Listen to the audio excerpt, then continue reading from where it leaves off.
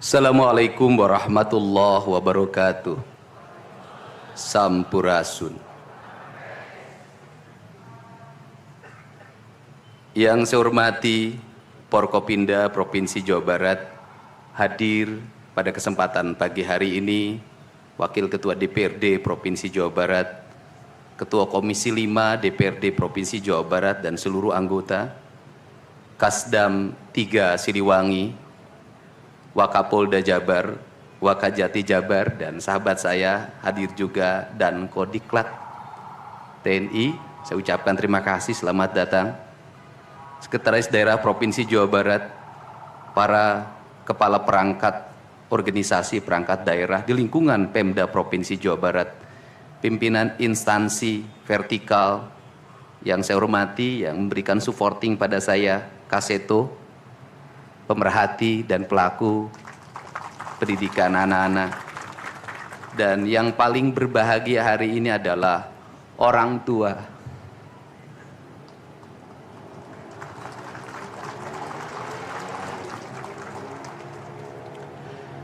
Dari 273 anak-anak Jawa Barat yang terjaring di seluruh provinsi Jawa Barat dengan berbagai latar belakang, dengan berbagai kondisi, dengan berbagai keadaan, hari ini sudah tumbuh menjadi anak-anak yang sehat, memiliki visi dan memiliki harapan. Bahkan menurut saya jauh lebih baik dibanding yang tidak mengikuti pendidikan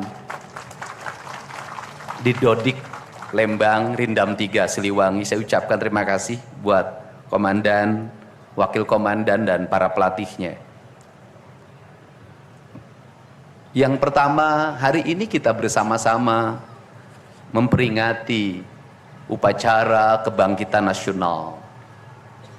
Saat masyarakat Indonesia, masyarakat Nusantara disadarkan dari ketertutupan telinganya, dari ketertutupan matanya, dari ketertutupan hatinya, dari kebutaan matanya, dari ketulian telinganya, dari kebisuan lidahnya, dan dari ketutupan hatinya, di mana saat itu kita masuk pada sebuah fase kita ternina-bobokkan oleh imperialisme kolonialisme yang menghamparkan lapangan pekerjaan, yang menghamparkan perkebunan, yang menghamparkan areal persawahan, yang menghamparkan areal-areal irigasi, yang menghamparkan areal bendungan.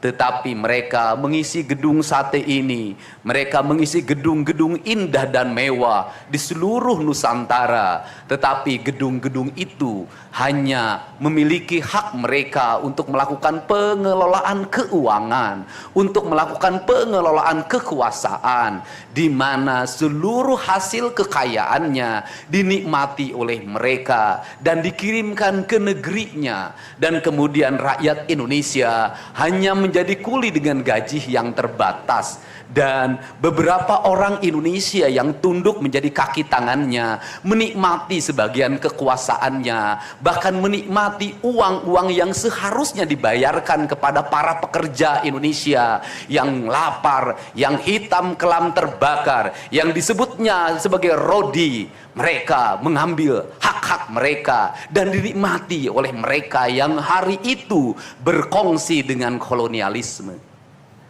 Maka kesadaran itu tumbuh, lahirlah gerakan Budi Utomo, lahirlah gerakan Sumpah Pemuda, dan seluruh gerakan itu dimulai dengan sebuah kesadaran dan hilangnya rasa takut pada dirinya bahwa kita adalah pemilik hak dari negeri ini.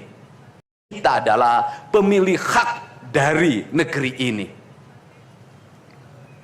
Hari ini kita disadarkan pada sebuah peristiwa di mana kita sering buta mata kita, kita sering tuli telinga kita, dan kita sering gagu lidah kita. Ketika anak-anak kita berteriak di jalanan, mengusung sangkur, membawa celurit, saling berkejaran, darah menetes di setiap sudut kota, motor-motor dibakar, orang menjerit penuh rasa ketakutan, kita hanya bisa diam. Ketika di sudut-sudut kota, anak-anak kita menenggak ciu. Ketika sudut-sudut kota, anak-anak kita makan eksimer. Ketika di sudut-sudut kota, anak-anak kita makan minuman oplosan. Mereka jatuh tersungkur, matanya merah penuh dengan rasa emosi. Pulang ngamuk ke orang tuanya. Kita hanya bisa diam. Ketika anak-anak kita menghabiskan waktu main game online sampai jam 4 pagi, tidak masuk sekolah, di rumah ngamuk, mengancam orang tuanya dengan pisau, menusuk kakeknya dengan sangkur, kita hanya bisa diam. Proses kita hanya dua, pidana dan penjarakan dalam penjara anak. Tetapi kita tidak pernah menyadari bahwa seluruh lorong-lorong kegelisahan mereka, seluruh hiruk pikuk jalanan tak membuat mereka nyaman. Sudut-sudut rumah menjadi neraka bagi kehidupan mereka. Lapang-lapang bola tergusur menjadi industri perumahan, pemukiman dan pertokoan. Mereka kehilangan tempat bermain. Mereka kehilangan air yang jernih di sungai sehingga bisa mereka berenang. Mereka kehilangan gunung-gunung yang indah tempat mereka bercengkrama dengan alam. Mereka kehilangan sawah yang terhampar. Yang mereka lihat adalah kebisingan dan kebisingan. Bising di jalanan karena knalpotnya brong. Bising di rumah karena orang tuanya bertengkar. Maka mereka lari dalam lorong-lorong gelap. Digenggamnya handphone, diambilnya obat-obat terlarang, ditengahnya minuman dalam sebuah kelompok yang sama. Kita orang-orang yang terpinggirkan di rumah, kita orang-orang yang terpinggirkan di sekolah. Guru-guru telunjuknya menunjuk pada wajahnya, tapi tak bisa memberikan solusi kegelisahan jiwanya. Semua orang hanya memberikan pengamatan, analisis, kajian. Itulah metodologi yang dikembangkan bangsa ini. Tetapi tidak ada yang berani mengambil solusi, mengangkat mereka di sudut jalanan, dimasukkan ke barak, dididik secara militer, diarahkan menjadi anak-anak yang berguna. Kedisiplinan militer adalah harga mati bagi kemajuan bangsa, bukan musuh. Pandangan-pandangan buruk terhadap militer adalah pandangan-pandangan orang yang takut anak-anak Indonesia bangkit, yang takut anak-anak Indonesia mencapai kemajuan. Mereka takut bangsa ini menjadi bangsa kokoh dan tegap. Mereka ingin bangsa Indonesia menjadi bangsa pemabuk yang setiap hari mabuk akan ilmu pengetahuan, yang setiap hari bertengkar di TV, yang setiap hari bertengkar di medsos, sementara hamparan kekayaan alam diambil sama mereka. Janganlah kita menjadi antek dari bangsa lain, memporak-porandakan diri sendiri dan bangsanya dengan alasan pengetahuan, dengan alasan hak asasi manusia. Anak membawa motor di bawah umur adalah pelanggaran hak anak. Kapan kita bertindak? Dan selama ini kita membiarkannya. Anak-anak nonton film tanpa didampingi oleh orang tua, itu adalah pelanggaran anak, dan kita tidak pernah bertindak.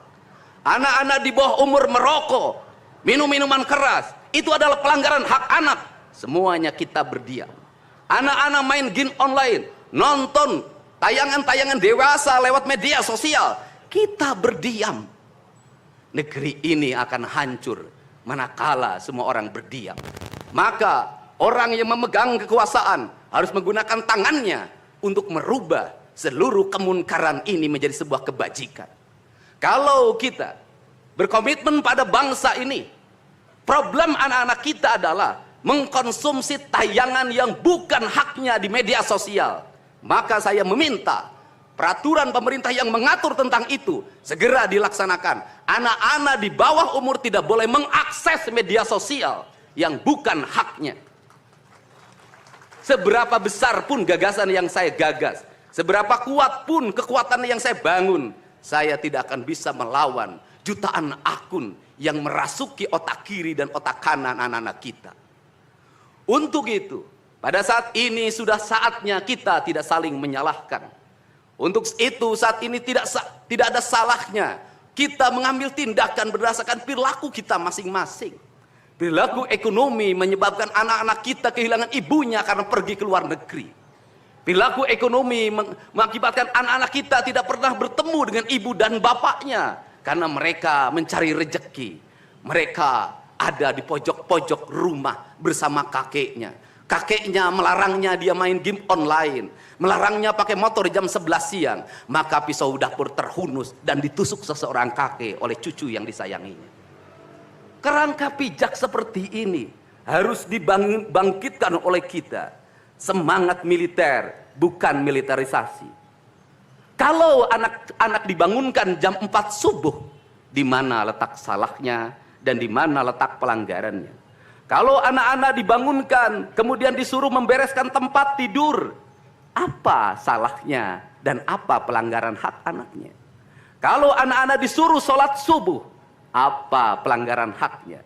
Kalau anak-anak mengikuti kuliah subuh, apa pelanggaran anaknya? Kalau anak-anak disuruh ngantri kemudian makan pagi, sarapan pagi dengan telur, dengan nasi, dengan pisang dan minum susu, di mana letak salahnya? Kalau anak-anak kemudian disuruh belajar, dan saat belajar duduknya bersikap, memandang ke arah gurunya, memandang mata gurunya, agar terjadi transformasi energi antara guru dengan muridnya, yang hari ini dihilangkan dengan digitalisasi, menghilangkan ruh spiritual konsepsi pendidikan kita, diganti dengan konsep pendidikan digital, yang tidak lagi melahirkan hubungan emosional guru dan murid. Akhirnya murid-murid tidak menghormati guru-gurunya, karena guru lupa mengekspresikan nilai-nilai spiritual dalam dirinya pada murid dalam ruangan yang hening, diganti dengan papan belajar digital. Di mana letak salahnya? Kalau anak-anak itu diajarkan makan siangnya tertib, berantri, berdoa sebelum makan, di mana letak salahnya? Kalau anak-anaknya sore hari diajarkan bola voli, sepak bola, latihan baris berbaris, di mana letak salahnya? Kalau sore hari anak-anak disuruh masuk ke masjid, mengikuti pengajian, di mana letak salahnya? Kalau setelah itu mereka makan malam, dan makan malam ditandai dengan berdoa, di mana letak salahnya? Kalau mereka jam 9 disuruh masuk barak, disuruh masuk ruang tidur, dan disuruh tidur, di mana letak salahnya? Justru hak-hak anak terdapat di barak pendidikan TNI, dan hak itu tidak mereka dapatkan di rumah-rumah. Di rumah-rumah anak-anak tidak bisa tidur malam. Mereka rata-rata tidurnya jam 4, jam 1 malam, jam 2 malam. Di rumah mereka tidak mendapat makanan yang bergizi karena serba fast food. Di rumah mereka tidak mendapatkan kasih sayang. Di jalanan mereka balapan. Mereka tidak mendapatkan ruang hidup tanpa gadget dalam setiap hari. Saya katakan, justru lingkungan kita hari ini, rumah, halaman rumah, kadang sekolah, kadang jalanan, bukan lagi tempat yang ramah untuk anak-anak Indonesia. Anak Indonesia. Untuk itu apa kebijakan yang harus kita lakukan? Kebijakan yang harus kita lakukan adalah mindset pembangunan dirubah. Ekonomi bukan segalanya. Itu penting. Tetapi ekonomi tidak boleh membunuh ruang-ruang publik di mana orang mendapat ruang bercengkrama. Desain rumah harus dikembalikan pada desain yang membuat jendela, membuat ruang untuk ibu dan bapaknya berkumpul. Halaman rumah harus tersedia di setiap kampung, jangan dihabiskan untuk bangunan, karena anak-anak ingin bermain di halaman. Lapangan bola di setiap desa harus ada. Karena apa? Karena mereka terus berinteraksi olahraga. Sungai-sungai harus dijernihkan, karena anak-anak orang miskin tidak bisa berenang di kolam renang yang berbayar. Mereka harus berenang di sungai-sungai yang jernih. Gunung-gunung harus dihijaukan, karena anak kita perlu hiking dan traveling dalam setiap waktu. Anak-anak kita perlu berinteraksi dengan semesta. Lampu-lampu kadang sebulan sekali harus dimatikan, agar anak kita bisa menatap langit, melihat bulan dan bintang, bahwa dia adalah bagian dari cakrawala yang indah. Negeri ini sudah sesak dengan uang di kepalanya, yang akhirnya apa? Pendidikan hanya menjadi ucapan dan tingkatan S1, S2, dan S3. Tapi pendidikan lupa ada nilai esensial yang harus dihidupkan dalam relung hati manusia. Pendidikan Indonesia adalah mewujudkan manusia Indonesia seutuhnya. Mewujudkan manusia Indonesia seutuhnya. Dalam falsafah Sunda disebutnya Pancawaluya. Cager, bager, bener, pinter, singer. Itulah falsafah pendidikan asasi. Maka falsafah pendidikan asasi dalam kaidah Sunda disebutnya, kalimatnya begini: Kawung mabur sarulukna sama kelengiten pandana, Ciamis tinggal paitna, Ciherang tinggal kiruhna, Resi lengiten ajina pandita ilang komara, Kaduruku hawa nafsuna, Bangkong di kongkorong kujang, Kacai mawacameti. Saya hanya falsafah ini. Apa itu bangkong di congkorong kujang? Kujang adalah senjata. Bagi orang Sunda adalah sebuah kehormatan diri. Kujang. Tetapi kujang tidak bisa dikongkorongkan pada bangkong. Kalau bangkong dikongkorongkan oleh kujang, bangkong itu anak-anak di bawah umur. Kalau dia dikongkorongkan oleh kujang, kujang itu tak bermakna dan bangkong itu mati, tak mampu membawa kujang. Kacai mawaca meti, apa itu artinya? Orang pergi ke air untuk mensucikan diri, maka dia harus membebaskan diri dari berbagai apapun kepentingan. Dia ingin pasrah, dia ingin sumera, hirup ukur sasamperan, awak ukur sasampayan. Sariring dering dumadi sarengkak saparipola, la haula wala quwata illa billah. Maka dia tidak boleh membawa hawa nafsu. Ketika kita ingin memasuki abad ritual dan spiritualitas, maka tidak boleh ada kebencian, tidak boleh membawa senjata apapun, tidak boleh, maka kita berserah. Apa yang terjadi hari ini? Orang-orang yang setiap hari bicara tentang kesucian, lidahnya menyakiti orang lain, menusuk orang lain, membawa api peperangan pada saat orang menuju kesucian. Bahkan bisa jadi menghinakan orang lain, itu dianggap bagian dari kesucian. Tidak ada anak nakal. Tapi orang Sunda itu menyebutnya budak bangor. Budak bangor itu beda dengan nakal. Kenapa? Itu masa mereka menginjaki masa remaja menuju masa dewasa. Maka di hari kebangkitan nasional ini, pemerintah Provinsi Jawa Barat, sekolah yang hari ini berjalan, ada pendidikan karakter, ada bela negara. Saya akan meresmikan menjadi Sekolah Kebangsaan Jawa Barat Istimewa. Sekolah Kebangsaan Jawa Barat Istimewa nanti akan dipusatkan di Dodik, Lembang. Dan kalau ada lembaga pendidikan lainnya, kami juga akan menjadi kerjasama. Mereka yang bersekolah di situ bukan anak-anak yang tawuran, bukan anak-anak yang minum, bukan anak-anak korban dari ML, tetapi juga nanti anak-anak yang memiliki kemampuan akademik yang tinggi, anak-anak yang memiliki kemampuan pikiran yang tinggi. Dan seizin pimpinan DPRD Provinsi Jawa Barat, tahun ini kami akan memberikan beasiswa pada mahasiswa-mahasiswa yang kuliah di jurusan engineering. Tetapi mereka harus mengikuti sekolah kebangsaan selama 1 bulan. Agar uang yang diberikan oleh Provinsi Jawa Barat melahirkan nasionalisme-nasionalisme baru yang bisa membawa bangsa ini ke arah kemajuan. Dan saya mengucapkan terima kasih pada kalian semua yang membuat diri saya hari ini setiap hari berpikir. Ingat, doa yang terpancar ada 2. Saya tidak menyebut doa. Rintihan hati, bisikan hati ada 2. Ada yang berharap ini berhasil, dan ada yang berharap ini gagal. Siapa yang berharap ini berhasil? Mereka adalah kaum-kaum nasionalis yang mencintai bangsa ini. Siapa yang berharap ini gagal? Para nyinyir dan para pembenci yang menjadikan politik sebagai tujuan hidupnya tanpa pernah bisa membedakan mana kepentingan politik dan mana kepentingan kebangsaan. Walaupun kebijakannya baik karena beda dengan politiknya, dia mengatakan buruk. Dan walaupun kebijakannya buruk karena sama dengan politiknya, dia katakan baik. Ini orang yang tidak punya spirit nasionalisme. Dia hidup mempertuhan politik dalam setiap waktu. Saya katakan, dia hidup mempertuhan politik dalam setiap waktu. Meskipun lidahnya berkata bertuhan pada Allah, tetapi hatinya dalam setiap hari hasud dan menjadikan politik sebagai tujuan hidup. Dan barangkali bisa dilihat dari seluruh rakyat Jawa Barat, karena ini tertransformasi lewat media televisi dan media digital, yang menjadi petugas upacara hari ini bukan pasukan paskibraka yang biasa kita pakai, tapi mereka adalah peserta didik sekolah kebangsaan Dodik, Lembang, Rindam 3, Siliwangi. Waktunya tidak lama, hanya 18 hari, tapi bisa dibentuk. Pertanyaannya adalah, di sekolah mereka bisa dibentuk seperti ini? Kalau di sekolah tidak dibentuk hari ini, maka pertanyaannya adalah, berarti sistem pendidikan nasional harus dievaluasi.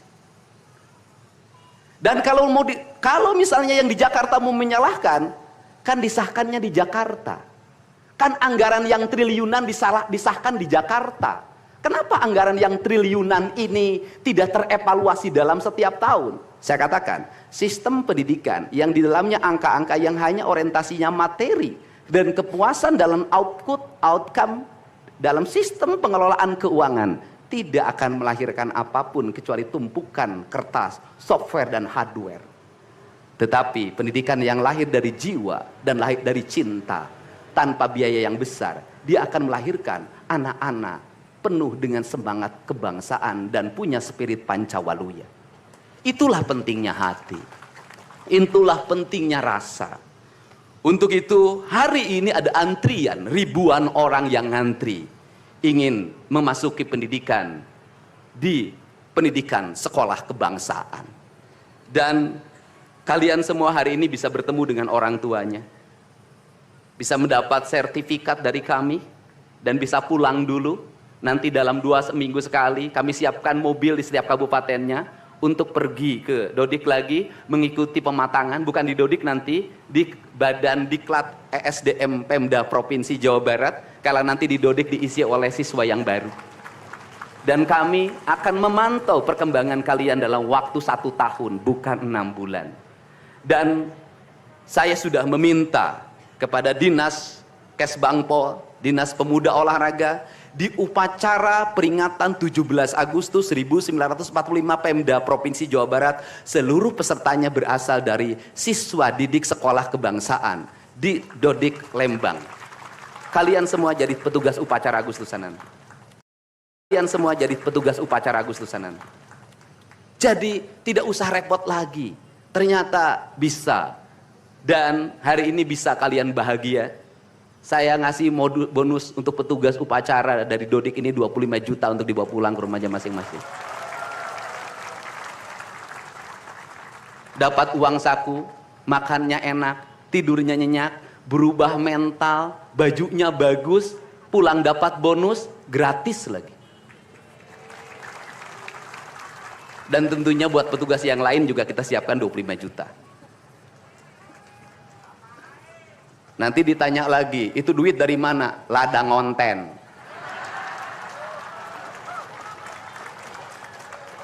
Saya selalu ditanya, Pak Didi duitnya dari mana ngonten? Habis itu dimasalahin lagi, gubernur konten. Lebih baik dari jadi gubernur konten, punya duit diberikan pada rakyat daripada gubernur molor. Bener nggak? Ya kan, daripada gubernur tidur, gubernur protokoler, gubernur ingin dihargai, gubernur menghabiskan anggaran jalan-jalan ke luar negeri, teu hayang teuing aing. Kang Dedi masuk gorong-gorong, ya sebentar lagi akan saya naik ke pesawat.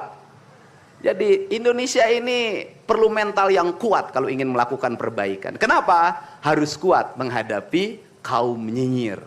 Dan biarkan yang nyinyir selalu sakit hati selamanya. Karena Jawa Barat akan terus mengalami peningkatan pembangunannya.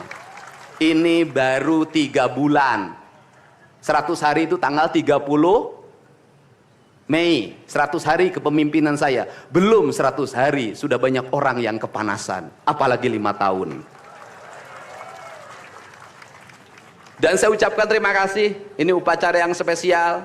Kita dihadiri oleh Korps Pasukan Khusus. Tepuk tangan semuanya. Ada Kopassus, ada Kostrad, ada Marinir, ada istilahnya apa sekarang, Kopasgat. Kemudian ada infanteri, ada cavalry, kemudian ada pasukan angkatan laut, kemudian juga ada Brimob. Tepuk tangan semuanya, keren. Dan kalian semua, para peserta, ini yang keren-keren ini anak-anak kita ini. Anak-anak kita yang keren-keren ini, kamu tengok ke kanan, tengok kiri sambil minta sama Allah, besok kamu yang berseragam seperti mereka. Tepuk tangan kalian semuanya, semangat! Semangat! Semangat! Oke. Yang terakhir, ini buat Biro Umum. Ini harus dirubah, Pak. Pertama, ini tiang bendera menghalangi gedung sate. Benderanya nanti harus digeser ke sebelah sana. Dan nanti kalau upacara tidak menghadap ke sana, tapi dari sini menghadap ke sana. Agar panorama itunya tetap terlihat. Dan kalau di sana maka kebisingan kendaraan tidak akan terlalu mendominasi. Ini Feng Shui cara menata bangunan. Jadi saya dari tadi Mandang gedung sate nggak bisa karena terpotong oleh tiang bendera. Dan nanti bagian protokoler itu masang podium nggak lurus ke tiangnya, agak mencong-mencong dikit. Maklum Pemda masih belum pakai rasa, masih pakai DPA. Yang penting di DPA-nya juga tidak melanggar. Nah ini saya ini orang estetik, dan di Pemda ini tidak pernah ada rapat untuk merumuskan ini. Cukup WA, Pak Sekda, Kesbangpol, Dinas Pendidikan, besok kita lakukan ini, anak-anak bajunya ini. Dan saya terima kasih buat PLT Dinas Pendidikan yang stresnya banyak, suaranya sampai hilang, saking takut. Luar biasa. Berdiri dong Kepala Dinas Pendidikan PLT. Di depan kamu pindah. Suaranya hilang. Pernah saya marahin malam-malam, kamu belum tahu cara kerja saya. Karena sekarang sudah tahu ternyata Sang Kuryang tuh hidup di sini. Ya, Pak. Silakan duduk depan, Pak. Di depan, Pak, duduk. Saya ucapkan terima kasih juga kepada Pak Sekda yang selalu ingin menjalankan tugas saya dengan baik. Kalau belum meluntur-luntur dikit wajar, karena dia memang penakut sama istrinya jadi kurang lentur. Kalau saya kan sudah sangat lentur hidupnya. Saya ucapkan terima kasih juga pada Kesbangpol, ini yang supporting sangat baik. Ini mantan, pindah Pak ke depan Pak. Ini jajaran protokoler, dan saya ucapkan terima kasih pada Pangdam 3 Siliwangi yang support full. Terima kasih. Kemudian Pangkostrat yang di Purwakarta juga melaksanakan dan berbagai divisi. Kemudian Komandan Dodik Rindam. Terima kasih. Saya ucapkan terima kasih, badannya terima kasih. Saya ngasih bonus buat pelatihnya 50 juta. Saya ini urusan rasa, Bu. Orang tuanya itu jangan hanya bertepuk tangan. Mohon maaf.